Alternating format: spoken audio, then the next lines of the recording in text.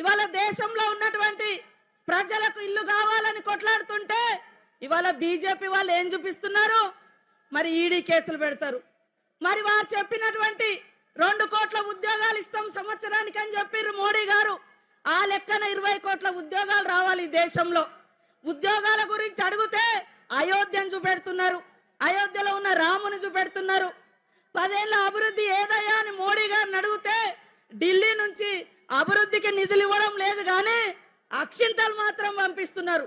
అక్షింతలు ఇంటింటికి వచ్చినాయి, కానీ మీరు గల్లీలలో పోయి అడగండి, బీజేపీ వాళ్ళు మీకు ఇల్లు ఇచ్చిర్రా, ఉద్యోగం ఇచ్చిర్రా?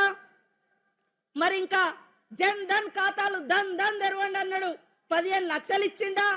మరి ఏం చేసిండంటే 10 సంవత్సరాలలో మరి మోడీ గారి పాలన గురించి చెప్తే రాస్తే రామాయణం అంత అవుతుంది, చెప్తే భారతం అంత అయితే తప్ప వికసిత్ భారత్ అంట.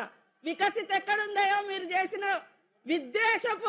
విద్వేషపు కుట్రలతోటి ఈ దేశాన్ని భారతీయ జనతా పార్టీ విద్వేషపు కుట్రలతోటి విధ్వంసాలతోటి భారతదేశాన్ని బందీ చేసిర్రు.